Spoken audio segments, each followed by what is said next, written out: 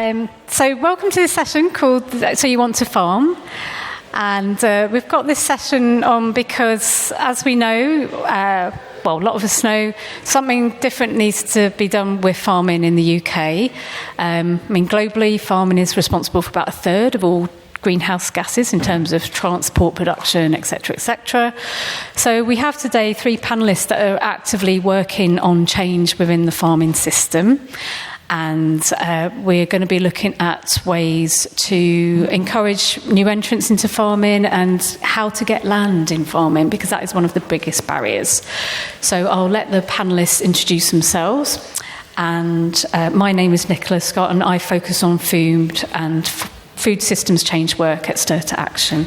So, hand it over to the panellists. Hi, everyone. Can you hear me all right? Yeah. I'm Hatty, and I work for Landworkers Alliance, which is a member-led union focused for land workers, clues in the name.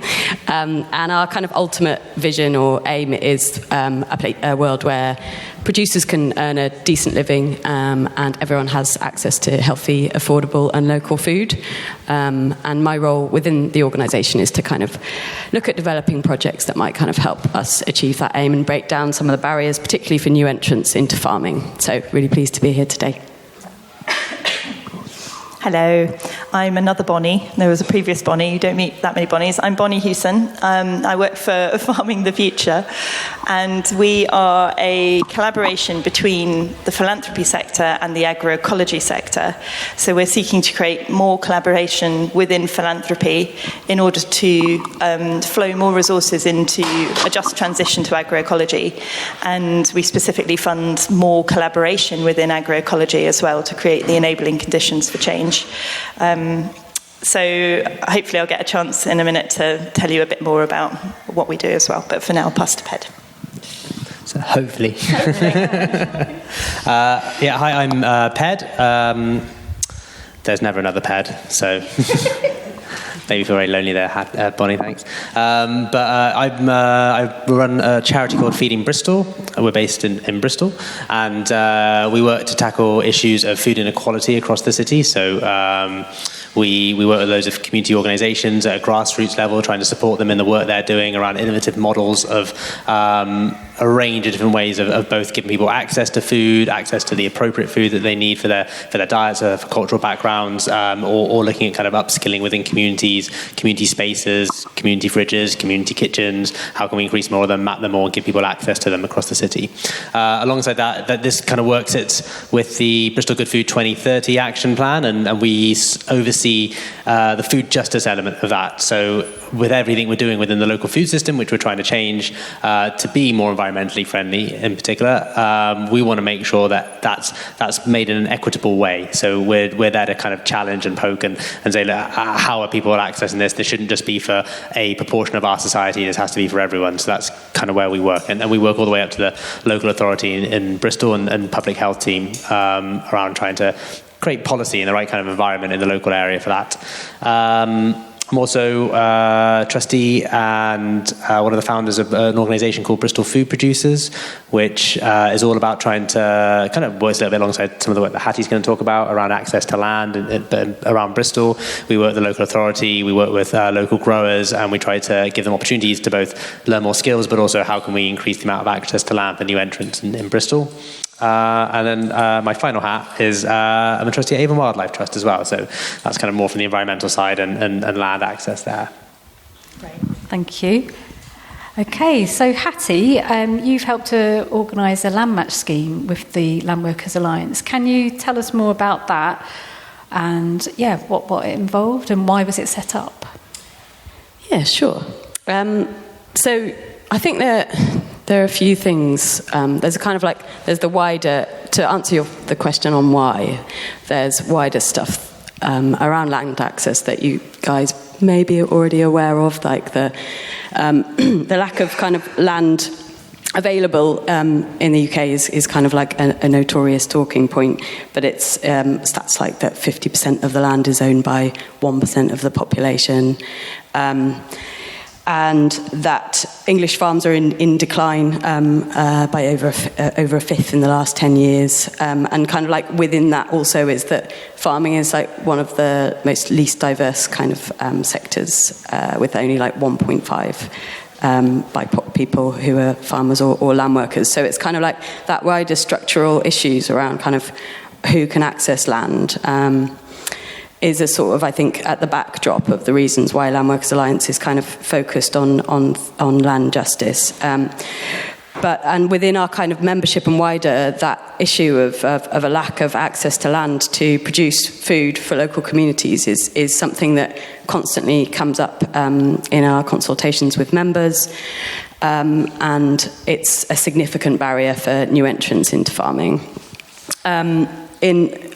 We did a survey quite recently where 61% of people who were trying to farm just couldn't access or struggled to access land, and only 4% of the people we interviewed didn't find land or finance or markets to be a problem, and those people had secondary jobs or reasons why those kind of barriers weren't a thing. So with those kind of like barriers that we're hearing all the time in mind, finding ways, I mean, there's a whole kind of political and legislative element and an ideological element that sits as a backdrop, but there are kind of practical ways we think that we can help that as a kind of grassroots organisation, and that is how land matching came up. Because within that kind of wider context of land ownership, there are landowners that approach us with offers of land for farmers and growers. More progressive types who want to open up spaces for new entrants to farm and grow agroecologically. And a number of organisations were also experiencing this sort of steady flow of people saying, look, I've got land, can I help? And so with that, we set about kind of thinking about what a land matching service in England could look like. There have been kind of a previous iteration in England that was that stopped, unfortunately, due to funding, but we were kind of wanting to sort of restart it and think about what the kind of issues were in that programme and potentially work on them. So shall I describe a little bit how it works? Okay, cool. So the first kind of like iteration of the land matching service was in the southwest and was funded through a new entrant support scheme that was still funded through DEFRA. It's a pilot scheme. It was very short term, but like our thinking was, how do we sort of maximise the benefit of this very short term funding that won't really necessarily kind of solve the problems for new entrants in the long term, and setting up the kind of infrastructure for a regional hub for land matching felt like a good idea, and so that ran during NES, or the New Entrant Support Scheme, and is still running now. And off the back of that, a cluster of organisations, including Shared Assets, Landworkers Alliance, TIA, and Tamar Grow Local, are thinking about how we might kind of use that local approach and work in other regions across England, so that everybody in England has the opportunity to kind of be paired up with a landowner and hopefully access land. Great, and just wanted to say, because I was part of the NES as well, and accessing land was so crucial for a lot of the new entrants on the scheme. It was one of the biggest barriers when we looked at what they needed help with, so it's really good that the land match scheme has started. So what have you found then has worked well with the land match scheme so far? Well, I think one of the issues with that national one, which I referred to earlier, was the kind of the national focus. I mean, obviously ours is aiming to be national, but it also has that very localised community-based element, and we're seeing that working well. Because Tamar Grow Local, perhaps you guys haven't heard of it, but it's a farming organisation that has a lot of strands to it. So it provides a route to market for farmers in the local area. It has a farm incubator project that supports like new entrants with some land and route to market, and does a number of other community projects. So they are embedded in their community and very well placed to be kind of coordinating that hub, and we're seeing that in terms of the relationships that are being built between landowners and land seekers. I think just to kind of, as a bit of a reality check, that program's now been running for, I mean, bear in mind we're on a kind of like limited capacity since for over a year now, and there's been one successful match, and that successful match, the person was originally paired with a landowner. Lots and lots of chats happened, because I think what some people don't realise is it's not a simple case of like, here's some land, here's a person.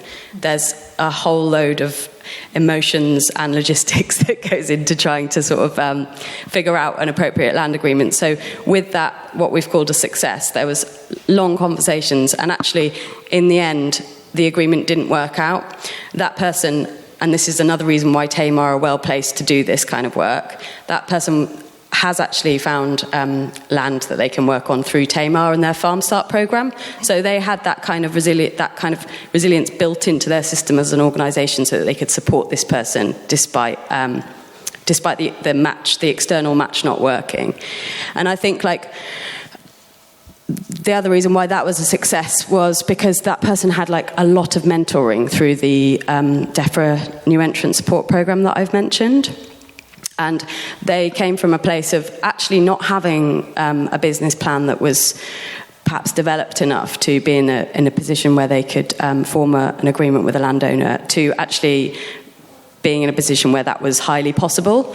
So I think the success, or one of the strengths of the programme as we're designing it, or the initiative as we're designing it, is that kind of multi-layered support element, which includes mentoring and signposting to other kind of support services. So yeah, I think a bit of a reality check in terms of the numbers, but I think what's positive is that people can be helped in, if you think of it as a kind of intersecting number of projects and initiatives that include training, then people can be helped in multiple ways, as well as through access to land, if that makes sense. Essentially having like a whole system approach to it. I think it's multifaceted and... Yeah. Great. And so, as well as that one particular challenge you mentioned, has there been any other challenges so far with the scheme? Well, I think we've just touched upon it a little bit, but there are what we find, and what other schemes have found, because we've done a lot of sort of research and talking to other people who have set up similar initiatives, is that there's often a kind of there's a mismatch between the level of skills and knowledge of like running your business and actually technical skills to be a farmer or grower, and your desire to actually do that. And that's a systemic problem. It's not they're intersecting and interlocking kind of barriers that mean that people aren't ready to farm, because actually there just isn't the appropriate training in place to get them into that situation where they're likely to be able to run their own enterprise. So that's probably being aware of time one barrier, but I can go on if... Yeah. Hopefully might be a question about that later. Yeah, we better move on. But just wanted to point out as well, it links a lot to the first session in this room earlier about lack of financial literacy in the UK in general. So I'm glad you pointed that out. And just to quickly finish on for you, Hatty, so what's next for the project in the future? Well, this year we're in what we're calling the development phase for those other regional hubs, with the aim to have 6 regional hubs that cover the whole of England. And we're very lucky to have received a bit of funding from Farming the Future to help us to do that, and also some funding from TIA, which is the Institute of Agriculture and Horticulture. They received funding from DEFRA. So we're in a good position to carry on our kind of research and development work. And this year that includes thinking quite seriously about how we build relationships with people who are more often marginalised from land access, and how we might kind of develop services with their needs in mind. Thinking quite a lot about power and accountability in terms of the landlord and landowner and land seeker relationship, and kind of thinking about the nitty-gritty mechanics and nuts and bolts of those regional hubs, and what kind of regional differences might look like, what kind of infrastructure needs to be in place, and what kind of what kind of national infrastructure needs to be in place to support those hubs as well. So the next step is, that kind of service design and research for a much bigger rolled out programme, which will hopefully happen next year after this one. Great, thank you. It's really thorough. Thank you so much. So moving on to Bonnie, can you tell me a bit more about Farm in the Future, what it does? Yeah. How long have you got? With pleasure. Okay, so we were established in 2019, and the aim is to flow more resources into the agroecological transition. Can I have a quick show of hands of who has heard the term agroecology? Ooh, I love it. And who knows exactly what it is and could describe it to someone? Me neither. Let's move on. No. So often, I think it's important to lay this out because I work with a lot of funders, and there's more and more interest now in regen ag. Let's fund regen ag, and this is important. This is farming techniques for protecting the soil and ensuring that farming is working with nature, but it's just one aspect of what needs to happen within the food and farming system. So agroecology is a term that actually comes from the Global South, and it's about supporting ecosystems on farm in a holistic way, not just protecting the soil or locking up carbon or biodiversity, but everything that happens on the farm and the inputs and the synergies and the connectedness. But it's also got social aspects, economic aspects, environmental aspects, political aspects. So it's about being rooted in local relationships, about producing food that's nutritious and suitable for sustainable diets. It's about building diverse income streams on farms so they're sustainable, strengthening farmer knowledge exchange, really respecting local knowledge, local ownership of assets, who owns the land, who owns the seeds, respecting and creating opportunities for diverse participation, and it really centres the justice and sustainable livelihoods elements and dignity and solidarity. And it prioritises small-scale growing over larger industrial food systems. So we're trying to push this case for not just let's do farming a bit better, but it's still owned by multinational corporations and the farmers are still paid a shit amount. Let's have a different system that belongs to everybody and that the power is shifted into the hands of producers and consumers, or citizens, or communities, as we like to call them. So it's more than just the farming methods, and that is what we were set up to try and flow more money into. So as you can tell, it might be a bit of a long sell for some people. There are people who fund food and farming, we work closely with them.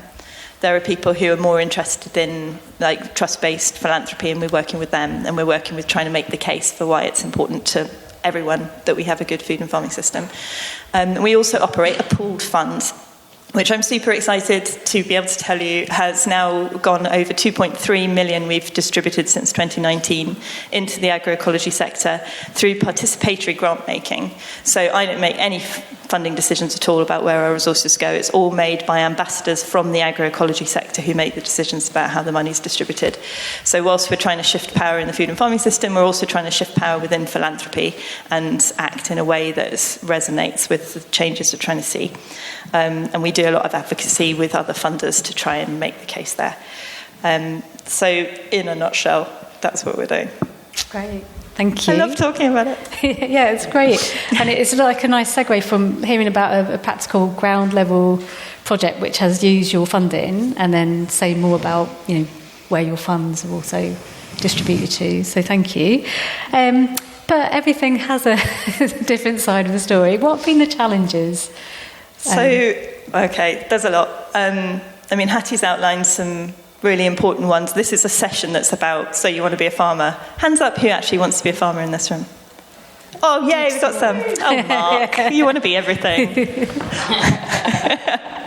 That's great that there are some people who came. I can't tell you how to be a farmer. I could tell you why not to be a farmer. And Hatty has outlined some of the barriers to becoming a good farmer. And these are things around access to training that's appropriate and affordable, access to land, whether you're renting it or buying it, access to good tenancy agreements with people on the land, business support, peer advice, planning and subsidies, capital costs, access to markets, marketing skills, skilled labour, farm diversification partners, and business viability in a system that is stacked against you. So quite a few barriers. And I think the main challenge is because it's nested, interconnected solutions, organisations often have like one bit of the puzzle and they're still struggling to get funding for that bit of the puzzle, and they don't have any resources to work with other people who might have a different bit of the puzzle.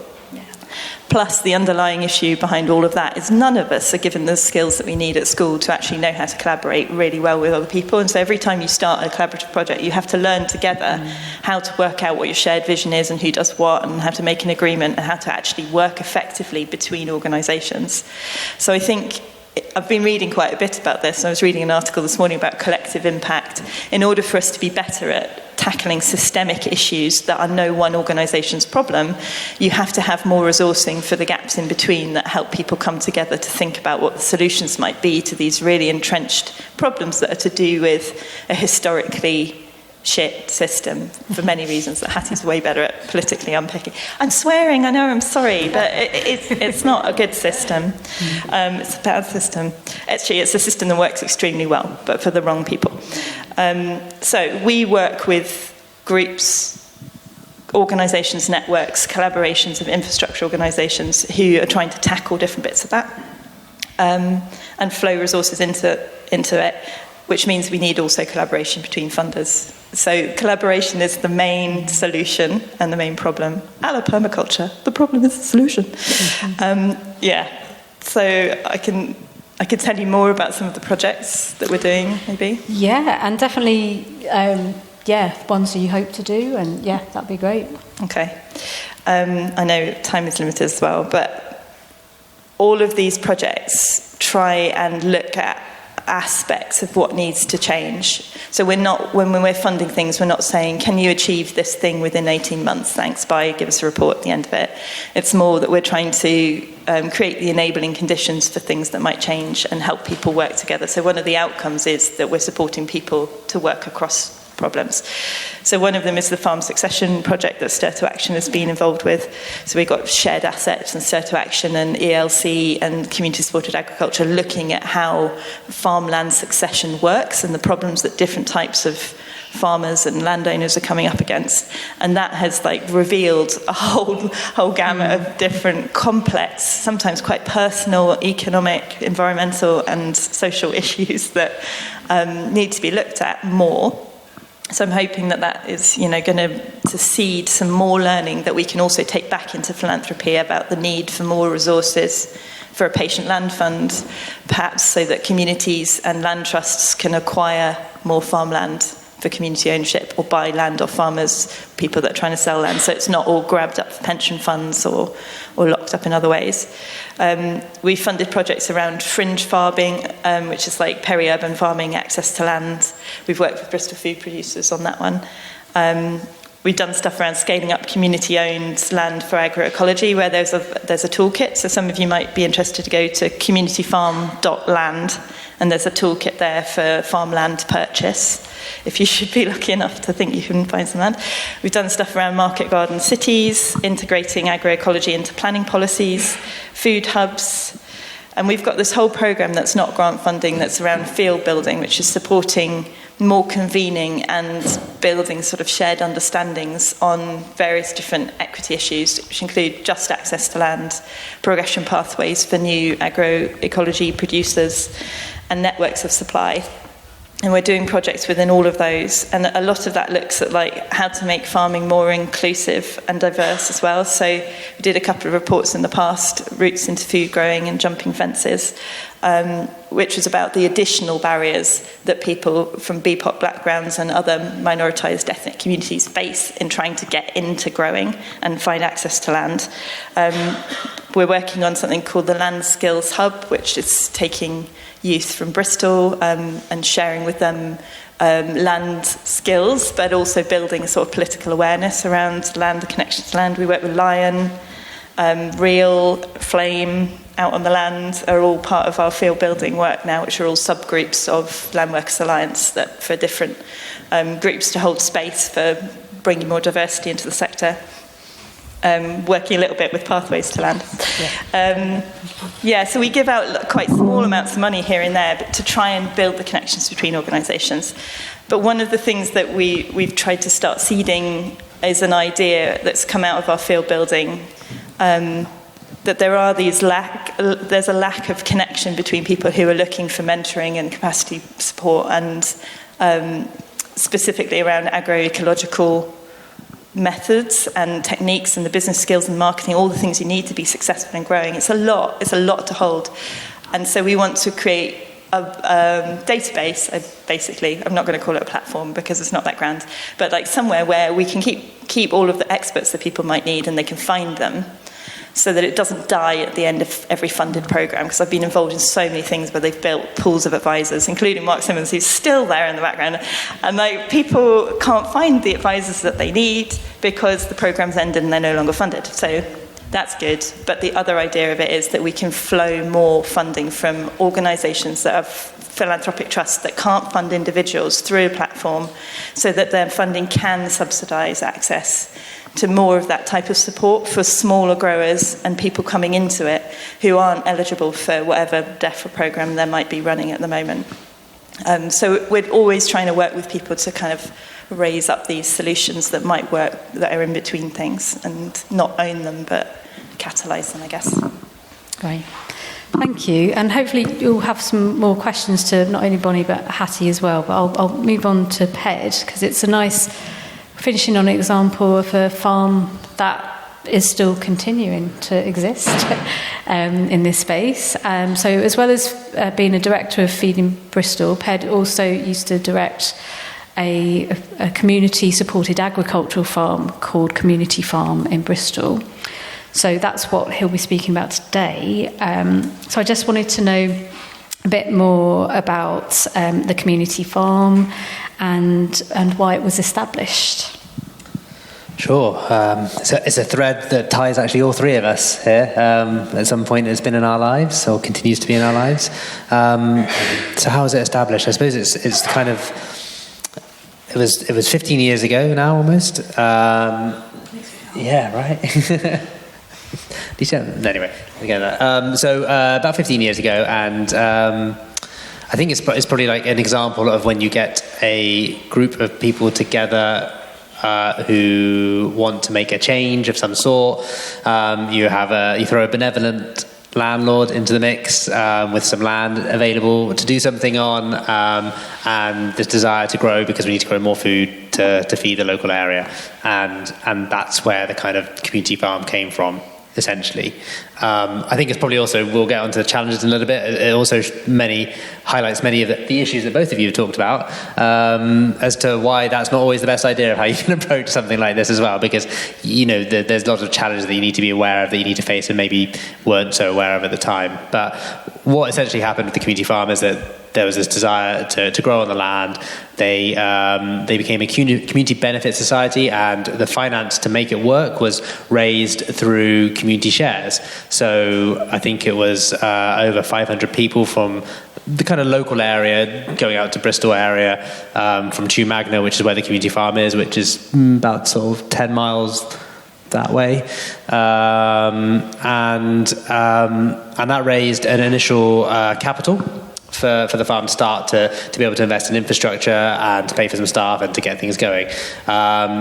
As is the way with many of these projects, you have a target that you want to go for and you don't quite get there. So from the start, it was underfunded, and you do the best with what you can to make things work.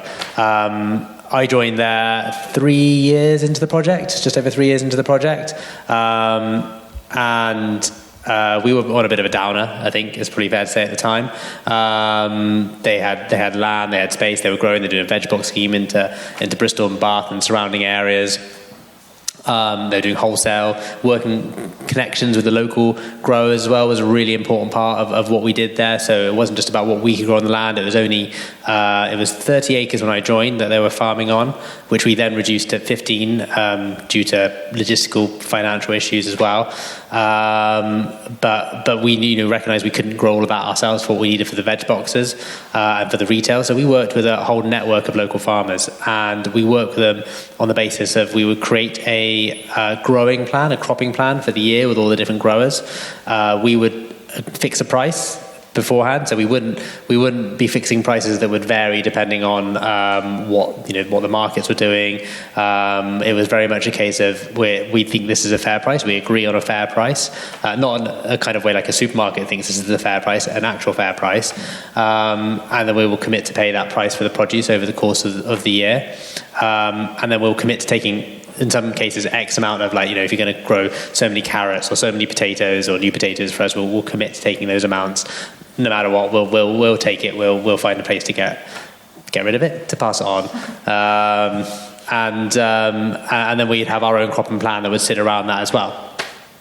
So there were many different variables, and on top of that, we had the idea of the social element to it as well. So certainly when I started, I don't think we really had achieved much other than we had volunteers coming onto the land. It was a CSA, as Nicola said, so it was community-supported agriculture, but it wasn't a shared harvest scheme. It was very much a case of people to come onto the land. They certainly would get produce to take home when they came on the land, but it was more about kind of the community that was created out of the people that came on the land, and that was the volunteering that was happening there, certainly at the time, and that evolved in particular under Hatty's stewardship, to kind of really tackle more deeper social issues around mental health and well-being, for example, and kind of investigating into social therapeutic horticulture as well. So over the time that I was there, the business, we grew the business, we grew the operation, we learned a lot. We learned how to grow the land on the land better. We increased yields. We saw better cohesion as an organisation, and we all went on a really big journey together. I think it's fair to say. And we grew the veg box scheme, so we were supplying. I think at the time I don't know what the stat is now, but we were something like the third or fourth biggest organic veg box scheme in the UK by the time, and that's not that big, to be honest. You have the big boys in Riverford and Abel and Cole, and then there's this huge drop off, and then you go from doing, I don't know how much they do, 50, 60,000 boxes a week, to doing 500 to 1,000 boxes a week, in that range, and that's where you've got all the other players, and we were in that kind of bracket of 500 to 1,000 boxes depending on the week as to what we would do. So yeah, that's in a nutshell what the community farm was, I think. Yeah, and so what were the challenges of being there and the challenges to the farm? Everything that's been talked about. We all experienced at different points in our lives when we were there. Dynamic of power from landlord to tenant, the security of your land and your own farm business tenancy, the ability to run a business and to match up kind of growing on the land to actually having the kind of the business acumen to be able to make it work. I mean, I learned a lot of really interesting accounting principles while I was there, because sometimes you just have to, how are we going to make it balance this year and justify ourselves as a going concern? I wonder if we can do this. Let's just check that with our auditors. They're happy with that. We will do that. Being able to have the space, the headspace, to be able to actually, and the support from a board of trustees where you have the right skills to support you on. Sounds really dodgy when I say it out loud, doesn't it? But you just have to kind of do what you have to do sometimes in those situations. Bringing in funding, really difficult, when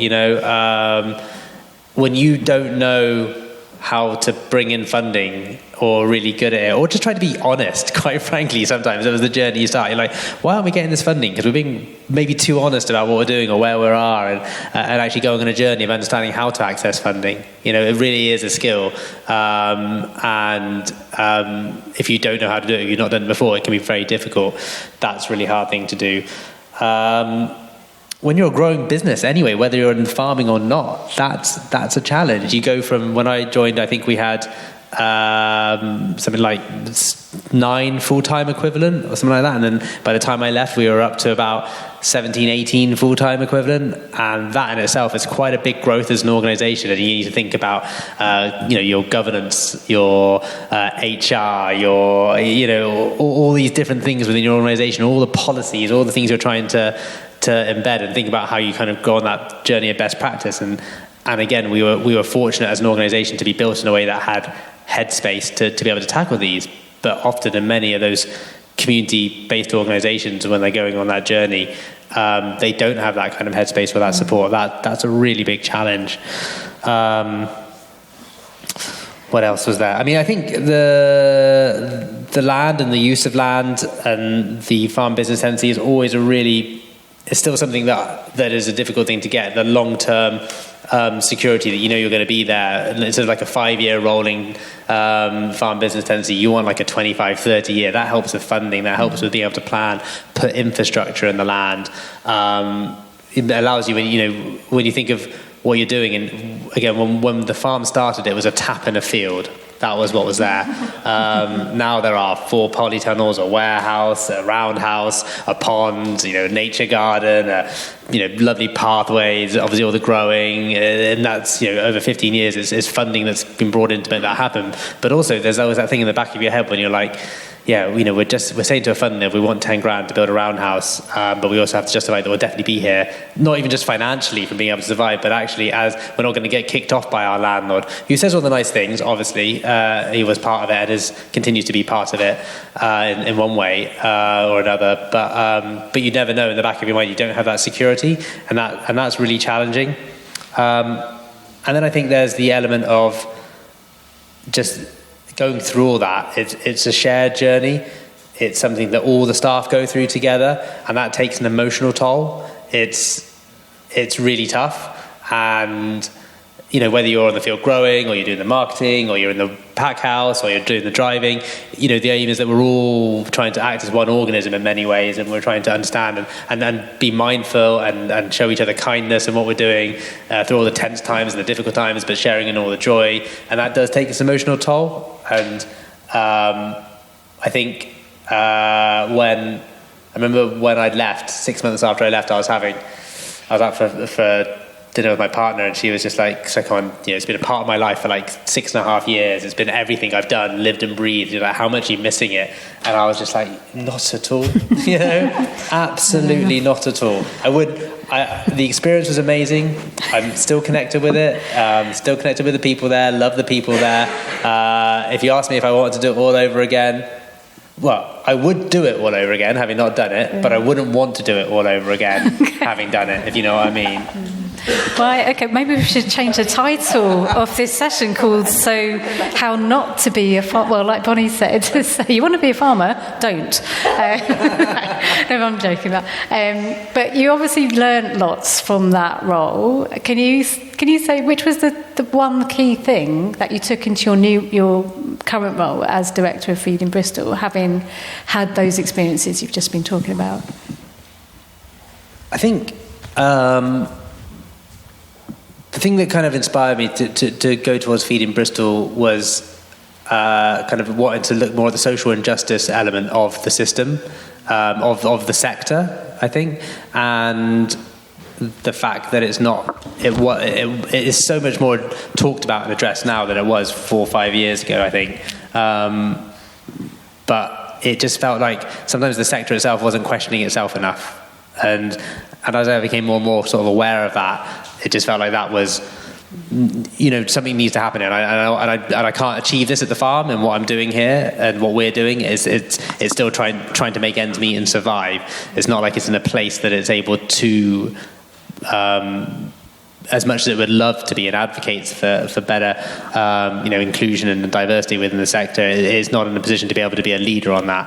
And that was a part of my desire to leave. I think also what I learned, the person I was when I joined, having never worked in farming, having been working in food hospitality beforehand, having done an environmental degree beforehand, but the journey I personally went on, I was a very, very different person when I left, and that more than anything, being involved in a project like that, having those experiences with those amazing people, and being able to learn from each other, and thinking differently about how structures, within organisations could be, how we are approaching. I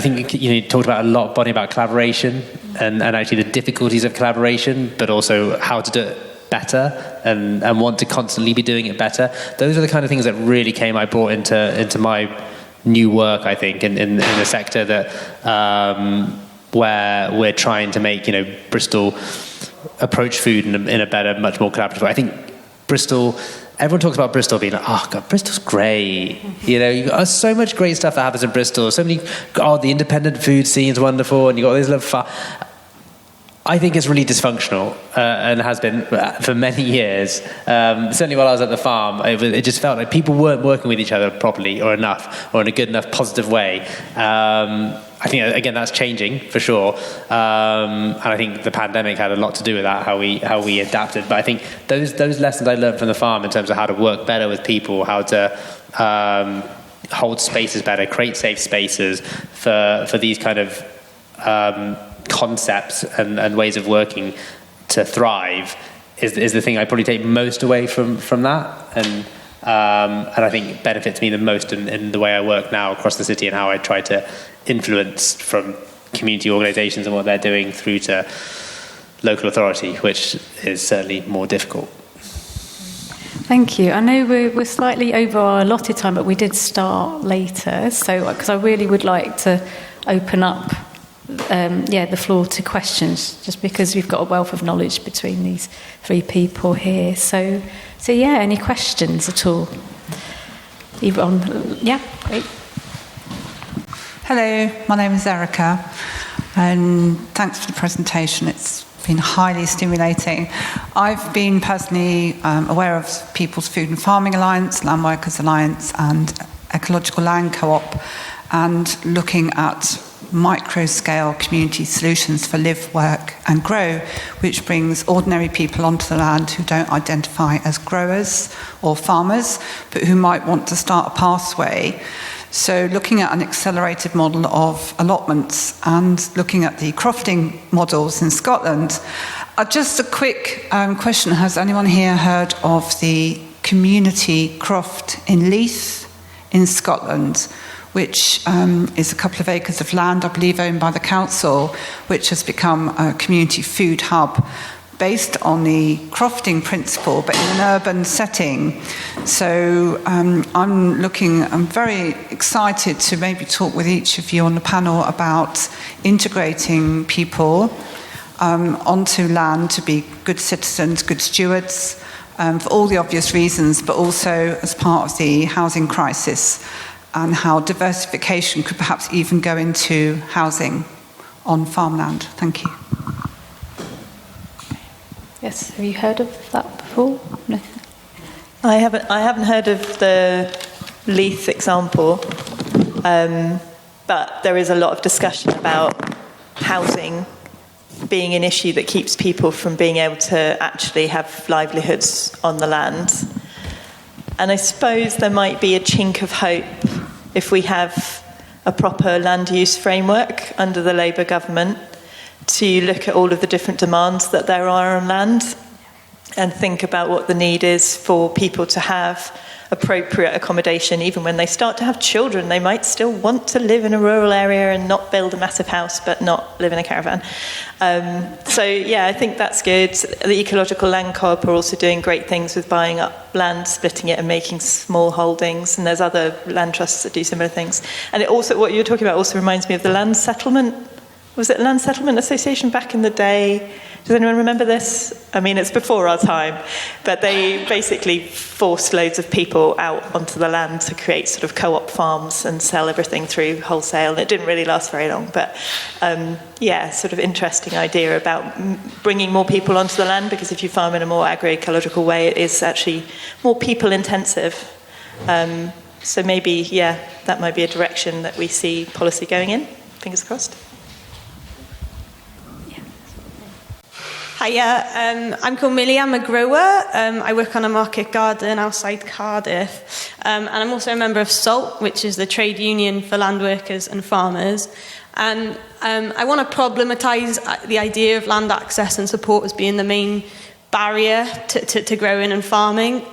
So we've done like a workers' inquiry of our membership, and like paid work and solid, like, good working conditions has been like coming up as the major barrier, and a big part of that is the unsaid expectation to undertake unpaid work and like volunteering like positions to be able to get a paid growing or farm working position in the first place. So I guess a bit of a question around, like, whilst understanding the massive pressure on small businesses, how do we create paid, decent access to training and good work for people, particularly those who are massively underrepresented in the ecological sector? Great question. I think each of the panel can answer that. Yeah, thank you for bringing that up. Sorry, I missed your name, but I think that's a really important thing to bring up.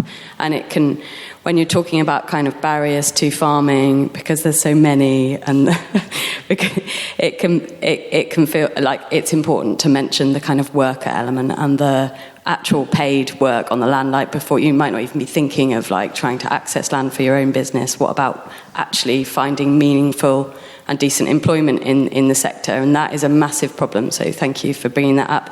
I would say that you began to talk about some of the kind of wider circumstances that are making that a situation at the moment. One of those, which you've mentioned, is the training element, and I would say that's very significant. I think I'll leave the other panelists to talk about the other elements, including kind of income of small business farm small businesses themselves and their ability to pay workers properly. But I think what we're finding, we recently did another survey of small farms who might be interested in taking apprenticeships, and a proportion of them did say they were able to pay people either minimum wage or apprenticeship wage, and obviously that's something we're pursuing with our work on farm training, talking to those people. A proportion of them also mentioned that they struggle to find people with the skills and knowledge and experience to enter those jobs. And then it comes back again to that issue of training. How can we find training that supports workers, that gives people a decent income while they train? And honestly, it is something that I feel really passionately about, but the actual opportunities there are quite limited. The thing that we're focusing on at the moment at Landworkers Alliance is our apprenticeships, and trying to there's issues. I mean, I could talk for ages about this, but there's issues with the apprenticeship model itself, including the level of pay that apprenticeships get. That's one of them. But also the types of training that are available for apprenticeships is very limited. The coverage of apprenticeships is slim to none in some areas. So we're up against quite a lot of hurdles, but it is one of the only ways that we can see with the current kind of system to enable people to be paid while they work, and therefore hopefully kind of give people the opportunity to work in a way that's kind of honours their need to actually earn an income as they work. But I think just to kind of finish that off, I think it's important to say that the kind of tendency for small businesses to offer a kind of exchange, training in exchange for work, which is sort of informal work-based training, that's no longer something that is considered lawful. And so our work is very much focused on those kind of avenues that are formal training and paid. Great. So Bonnie, can we just have thank you, Hatty, for that. Can we have a response in terms of being a funder? How would you approach it? I think it's a really important question, and it's not just an important question for the farming industry. My partner works in theatre, exactly the same. Lots of people who have wealthy families or money in their bank account can afford to go into theatre and work for a long time without being paid very much in order to work their way up an industry where, having a bit of an education but also having the practical experience is more important. And it's a huge problem with a lot of industries that we see that are underfunded and undervalued. And I still can't believe our food system is one that is undervalued when it feeds us. So there is another way of looking at this. It's Hatty's really unpacked quite a lot of the problems with farmers who only get 10% of the value of the food that we pay anyway, being able to afford to pay good skilled labourers who can afford to go into education and spend time in education and hold down another job while learning, and the lack of that education. But imagine if we had basic income for farmers. Like, imagine if there was like a way of valuing our food and farming system that wasn't just based around GDP, how much is returned, who's making money out of this, but says food system is the most important thing, and we want to support people to be able to have good, sustainable livelihoods in the food system and go through this and be proud of their industry. And I was involved in setting up Bristol Food Producers and trying to do beacon farms, and all the way through it I was kind of like, oh my God, I'm trying to help people to get into food and farming. What am I doing? Am I going to be ruining people's lives because they're going to get into this industry and they're still not going to be able to make a living out of it? Not because it's not important and the most important industry, but because it's so undervalued that it's really hard to make any proper money out of doing it at any scale, unless you're really extractive. So I think we need to kind of look at the fact that it's not always up to farmers who are already struggling to try and find more money to help more people to overcome more barriers. It's like, so many problems. But yes, funder. Sorry. So that's the solution that's not happening but could. So UBI for farmers is a thing, and it's interesting. As a funder, we are definitely looking at, like, perhaps through this capacity support platform we have, how could we persuade more funders to uplift those who are furthest from being able to access training? So with TALC existing, funders could then say, we want to support more people to get into this. We want to support more people who couldn't otherwise afford to get into it, to be able to undertake training that's appropriate and affordable for them, that's the right sort of training.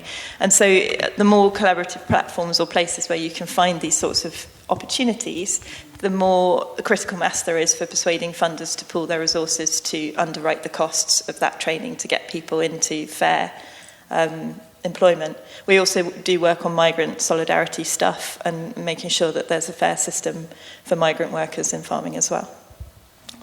Great, thank you. Just to clarify as well, TALC is the Agroecological Learning Collective. Yeah.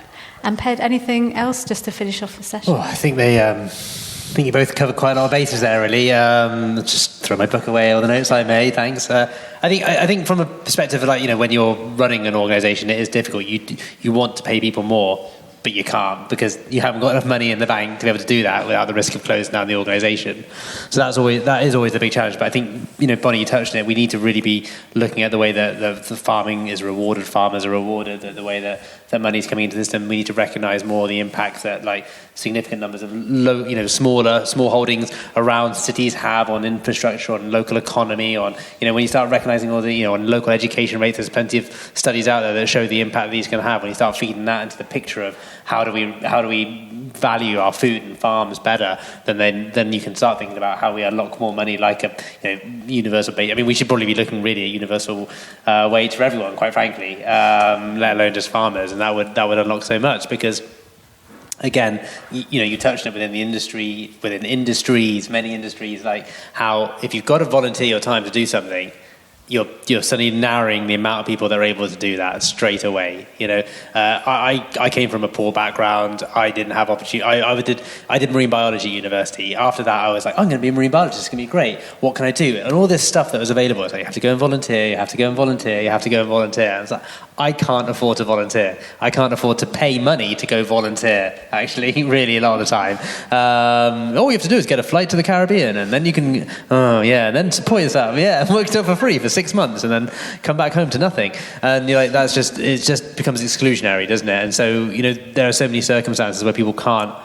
You're just limiting the pool of people that are able to break into it already straight from the off. So it's really damaging from that perspective. I mean, there's a great. I was talking to a couple of guys. The great project called Lush Greens up in Whitchurch, and I was having a chat with them the other day, and they told me that their pay for the work they do. They get paid for 33% of the time for the work they do on this project and what they're leading on, and that is just criminal, you know. And you're like, how do you survive? I mean, they've got a bit of money, but they're also having to, you know, do Deliveroo and things like that to subsidise what they can, the hours they put into this. So we need to really look at the whole capitalist system, quite frankly, and how it works, and you know, oppresses and denigrates people, and how but also looking at how we value food, but looking more holistically at the impacts that farms, local farms, small farms, community farms can have on the local area. And then how do you then take that money it's saving our society and help put it back into it to help pay people for a proper job to do that. But then the funding is really important right now because that's not going to happen overnight, and there needs a transition period. And if you can get, if you can get government to buy into that stuff, and then I just realise how preposterous that sounds when it comes out of my mouth. But if you can get a government to buy into that kind of approach, then yeah, you would need a transition. But you need to get people to buy into that approach in the first place. The Wildlife Trust in their policy asks before we got a new government was that the farming budget needs to increase to at least 4.4 billion a year. I don't know what it is now, but it's not that. And we need a land use framework and a coherent food strategy that stops food corporations from blocking sustainable food. So, we've got more chink of hope now, maybe, of getting some of that stuff in place. Don't spend millions writing a food strategy and then can we have a wellbeing economy, please? A white paper that says, no, we don't want to do any of that anyway. Great. I mean, there's so many more. I think this session's brought up so many more questions, really. But I hope it hasn't put you off wanting to farm. Just to say, I'm just putting it out there as well, just before we forget, or before we finish for food, having done a bit of reading up on council-owned farms and county farms, it seems like that's one way to protect land for food, because councils have been selling off their food-grade land because they need to raise money because of things like austerity. So, I just wanted to mention that as well, in case there are any policy people out there in the audience.